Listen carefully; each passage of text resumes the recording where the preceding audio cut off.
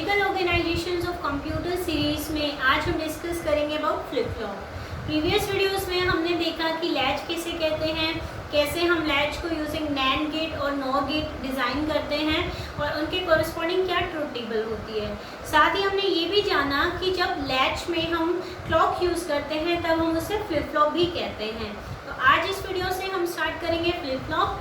Flip flop कई type के हो सकते हैं, लाइक ऐसा flip flop, JK flip flop, T flip flop and D flip flop. आज हम स्टार्ट करेंगे विद ऐसा फ्लिप फ्लॉप। तो चलिए, यहाँ ये जो सर्किट है, this is circuit diagram for SR flip flop. इस सर्किट डायग्राम में ये जो पोर्शन है, this portion is for SR latch using NAND gate. और जब हमने SR latch using NAND gate discuss किया था तब हमने देखा था कि कैसे सर्किट इनपुट्स के कॉरेस्पॉन्डिंग आउटपुट प्रोवाइड करता है और कैसे हम ये ट्रुथ टेबल लिखते हैं। सो अगर अभी तक आपने वो वीडियो नहीं देखी है तो मेरा सजेशन आपको यही रहेगा कि पहले आप उस वीडियो को एक बार ज़रूर चेक करें ताकि आपको ये क्लियर हो कि कैसे इनपुट्स के कॉरेस्पॉन्डिंग आपको आउटपुट मिल रहे हैं, और लिंक आपको डिस्क्रिप्शन बॉक्स में मिलेगा। अभी हम कंटिन्यू करेंगे विद ऐसा फ्लिप फ्लॉप। दो नैंड गेट और एक क्लॉक सिग्नल हमने और ऐड किया ऐसा लैच यूजिंग नैंड गेट में टू मेक इट ऐसा फ्लिप फ्लॉप। अब हम चेक करेंगे कि कैसे इनपुट्स के अकॉर्डिंग आपका सर्किट डायग्राम बिहेव करता है और साथ ही साथ हम ऐसा फ्लिप फ्लॉप के ट्रुथ टेबल में भी एंट्रीज करेंगे।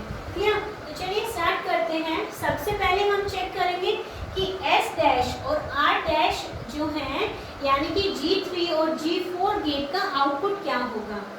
S dash and R dash. S dash क्योंकि यहाँ पर नैंड गेट यूज कर रहे हैं, दो इनपुट है एस और क्लॉक, आउटपुट होगा S dot clock whole bar. ठीक है, सिमिलरली आर डैश इक्वल्स होगा R dot clock whole bar. ठीक है, क्योंकि नैंड गेट यूज कर रहे हैं, नैंड गेट में यही होता है A dot B whole bar. तो हमारे दो इनपुट्स हैं एस एंड क्लॉक, दोनों की whole bar, similarly R dot clock and whole bar. Now using De Morgan's law हम इसे लिख सकते हैं S bar plus clock bar. Clear, similarly इसे हम लिखेंगे R bar plus clock bar. Clear, इसे हम इक्वेशन 1 कह देते हैं एंड इसे इक्वेशन 2। नाउ अब हम चेक करेंगे कि अगर क्लॉक की वैल्यू 0 है तो S dash and R dash की क्या वैल्यूज होंगी। सिमिलरली अगर क्लॉक 1 है तो एस डैश और आर डैश की वैल्यूज क्या होंगी। सबसे पहले क्लॉक इक्वल्स टू अगर 0 है, अगर क्लॉक 0 है तो उस केस में एस डैश क्या होगा। एस डैश होगा आपका एस बार प्लस 0 कॉम्प्लीमेंट 1, और 1 में चाहे हम 0 ऐड करें चाहे हम 1 ऐड करें, रिजल्ट क्या होगा 1। Similarly R dash is equals to R bar plus में 0 कॉम्प्लीमेंट 1 एंड 1 में चाहे हम 0 ऐड करें या 1 ऐड करें, रिजल्ट क्या होगा 1। तो चलिए देखते हैं, जब एस डैश 1 है और आर डैश 1 है, जब एस 1 है और आर 1 है तो उस केस में सर्किट कैसे बिहेव करता है, एज अ मेमोरी। तो हम इसे अपने ऐसा फ्लिप फ्लॉप के ट्रुथ टेबल में फिल कर लेते हैं। जब क्लॉक 0 है और एस आर चाहे यहाँ पर 0 हो या 1 हो, चाहे आर भी 0 हो या 1 हो, मैटर नहीं करता, आपका रिजल्ट क्या रहेगा 1 रहेगा। तो हम कह सकते हैं S is don't care and R is also don't care. तो इस केस में आपका सर्किट बिहेव करेगा एज अ मेमोरी। हम यहाँ पर लिखेंगे मेमोरी कि जब क्लॉक 0 है और एस चाहे 0 है या 1 है, आर चाहे 0 या 1 है, circuit as a memory behave करेगा। मेमोरी मीन्स जो प्रीवियस आउटपुट है वही आपको नेक्स्ट आउटपुट मिलेगा। फिर अब देखते हैं हम, जब क्लॉक की वैल्यू 1 हो, अगर क्लॉक इक्वल्स टू 1 है तो उस केस में एस डैश की वैल्यू होगी S bar plus 1 complement means 0 means S bar. Similarly R dash is equals to R bar plus 0 means R bar. ठीक है, जब क्लॉक 1 है इस केस में एस डैश होगा आपका एस बार और आर डैश रहेगा आर बार। अब एस और आर के डिफरेंट वैल्यूज के लिए हम चेक करेंगे कि सर्किट का क्या बिहेवियर होगा, और साथ ही साथ हम टेबल में भी फिल करेंगे। ठीक है, तो अब हम कंसीडर करते हैं केस 1। हम यहाँ करते हैं केस 1। केस 1 जब s इक्वल्स टू 0 है और r इक्वल्स टू 0 है। हमने फर्स्ट केस लिया s equals to 0, r equals to 0। इस केस में s डैश की वैल्यू क्या होगी? s dash is equals to s bar means 1। Similarly r dash is equals to r bar means 1। जब s 0 है r 0 है, उस केस में s dash and r dash दोनों वैल्यूज 1 1 है। हम यहाँ पर साथ ही साथ नोट कर लेते हैं, क्लॉक 1 है, s 0 है, r 0 है। अब हम इस केस में देखेंगे आउटपुट क्या मिलेगा। जब s 0 है, r 0 है, इस केस में s डैश 1 होगा, r डैश 1 होगा, और इस टेबल से हम पता कर सकते हैं कि इसका आउटपुट क्या होगा। 1 1 के केस में circuit as a memory behave करता है, मीन्स जो भी प्रीवियस आउटपुट है वही आपको नेक्स्ट आउटपुट मिलेगा। तो इस केस में भी हम मेमोरी लिखेंगे। क्लियर? नाउ सेकंड केस हम कंसीडर करते हैं। Second case is when s is equals to 0 and r equals to 1। इस केस में s डैश की वैल्यू होगी 1 और r डैश की वैल्यू होगी 0। क्लियर? यहाँ पर s डैश की वैल्यू होगी 1 और r डैश की वैल्यू होगी 0।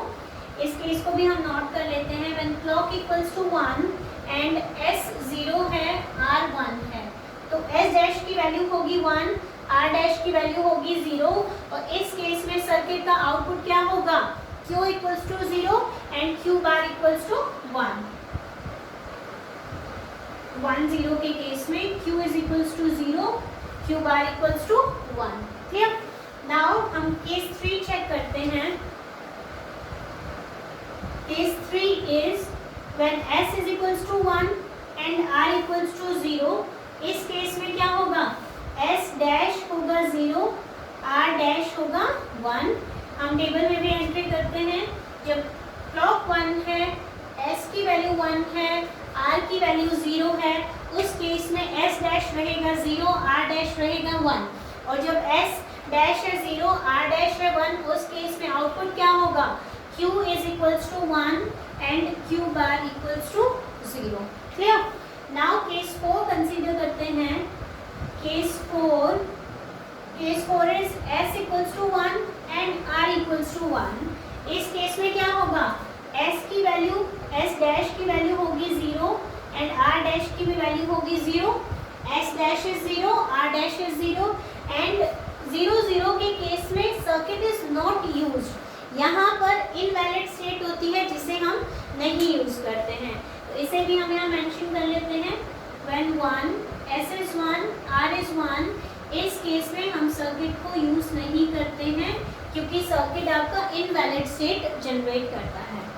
So this is a truth table for SR flip flop. Clear? अब हम इस टेबल को इस सर्किट डायग्राम से भी वेरीफाई कर लेते हैं और चेक करते हैं कि क्या इन इनपुट्स के कॉरेस्पॉन्डिंग आपको ये आउटपुट्स मिल रहे हैं या नहीं मिल रहे हैं।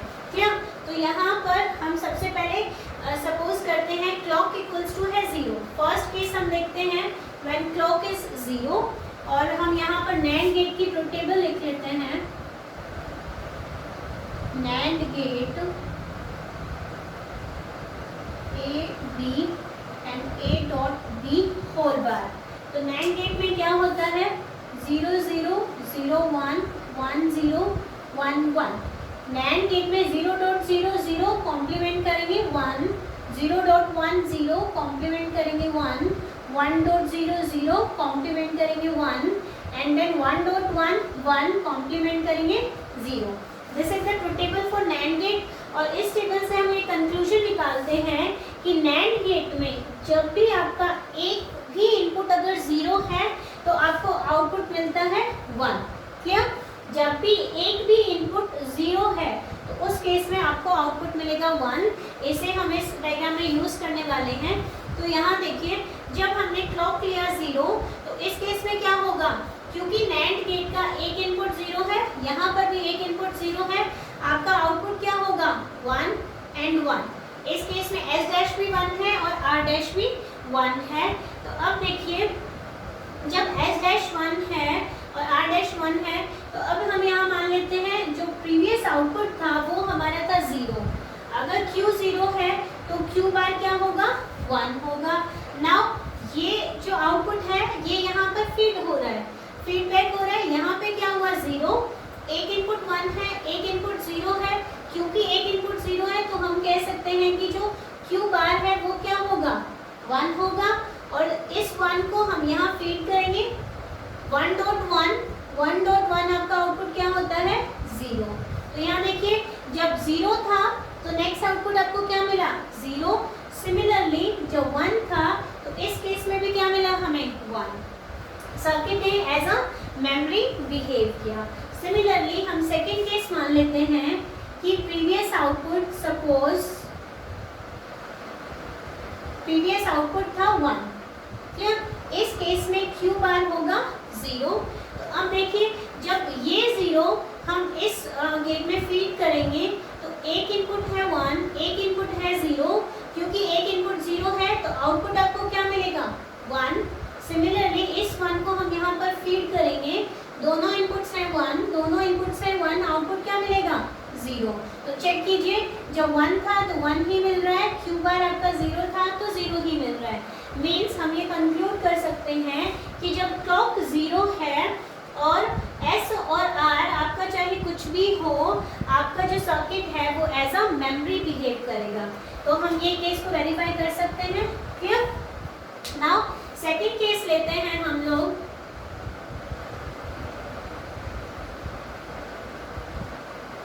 सेकंड केस में क्लॉक है 1। In second case clock is 1। Initially हम मानते हैं कि S इक्वल्स टू 0 है और R इक्वल्स टू 0 है। इस केस में देखिए क्योंकि दोनों गेट्स का एक एक इनपुट 0 है तो हम कह सकते हैं आउटपुट क्या होगा, 1, ठीक। अब यहाँ पर हम चेक करेंगे प्रीवियस आउटपुट हम मानते हैं 0। पहले हम अज्यूम करते हैं कि प्रीवियस आउटपुट था 0। तो इस केस में देखिए क्या होगा, जब 0 यहाँ पर 0 है तो Q बार आपका 1 होगा, ठीक। अब इस 0 को हमने यहाँ पर इनपुट किया, क्योंकि एक इनपुट 0 है, आउटपुट आपको मिलेगा 1। जब इस 1 को हम यहाँ पर फीड करेंगे तो दोनों इनपुट्स 1 हैं, दोनों इनपुट्स 1 हैं।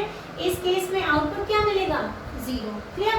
तो जब हमने प्रीवियस आउटपुट 0 माना तो हमें 0 मिला, जब हमने 1 माना तो हमें 1 मिला। सिमिलरली अब हम सपोज मानते हैं कि प्रीवियस आउटपुट आपका 1 था, अगर Q 1 है तो Q बार आपका क्या होगा, 0 होगा। इस केस में देखिए जब इस 0 को हम यहाँ पर फीड करेंगे तो क्योंकि एक इनपुट 0 है, आपका आउटपुट क्या होगा, 1। और इस 1 को हम यहाँ पर फीड करेंगे, दोनों इनपुट्स 1 हैं, दोनों इनपुट्स 1 हैं, इट मीन्स आउटपुट क्या होगा, 0। तो चेक कीजिए जब 1 था तो 1 मिला, जब 0 था तो 0 मिला। सिमिलरली Q बार भी आपका जब 1 था तो 1 मिला और जब 0 था तो 0 मिला। इट मीन्स 0 0 के केस में सर्किट आपका एज अ मेमोरी बिहेव करता है, क्लियर। ये केस भी वेरीफाई कर लिया हमने। अब हम नेक्स्ट केस देखते हैं और प्रीवियस वैल्यूज को इरेज कर लेते हैं।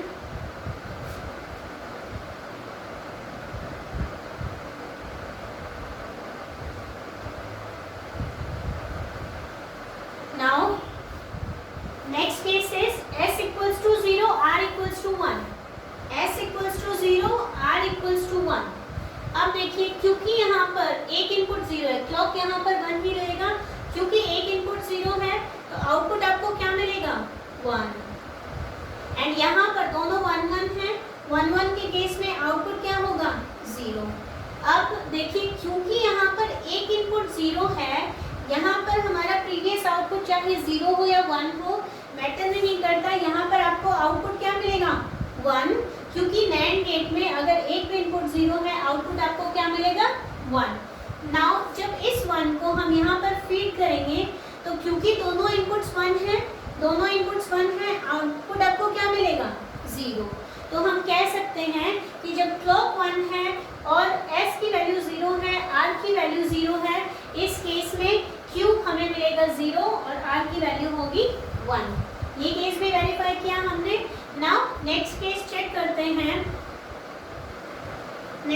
this is 1 0, S is equals to 1 and R equals to 0.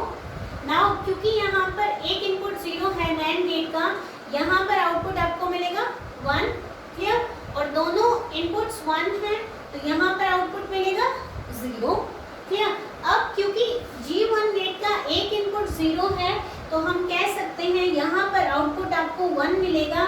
यहाँ से फीडबैक चाहे आपका कुछ भी हो, यहाँ से फीडबैक चाहे आप 0 करें या 1 करें, आपको आउटपुट क्या मिलेगा 1, क्योंकि अगर एक भी इनपुट 0 है तो आउटपुट आपको मिलता है 1, और अगर ये है 1 तो यहाँ पर आपको मिलेगा 0, क्लियर।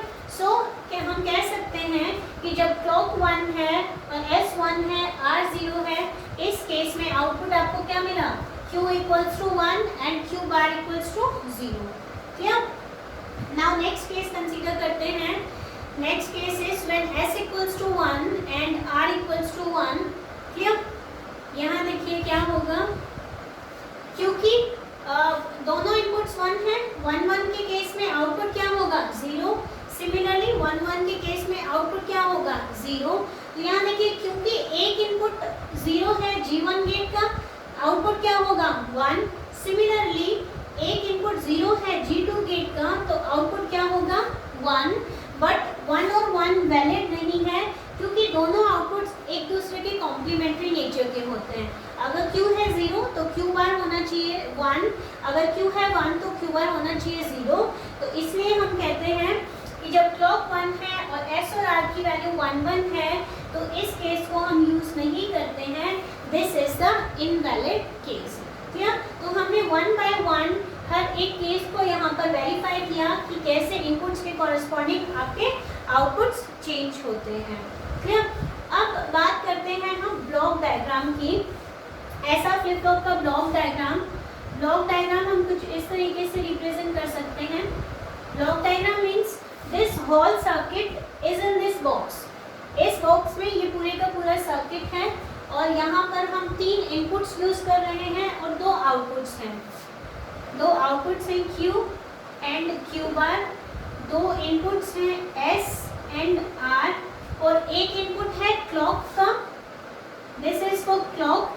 एंड जैसा कि हमने प्रीवियस वीडियोस में देखा है कि जो फ्लिप फ्लॉप हैं वो एज ट्रिगर्ड होते हैं और पॉजिटिव एज ट्रिगर का साइन आपका ये होता है, तो हम इसे ऐसे रिप्रेजेंट करते हैं। So this is the block diagram of SR flip flop.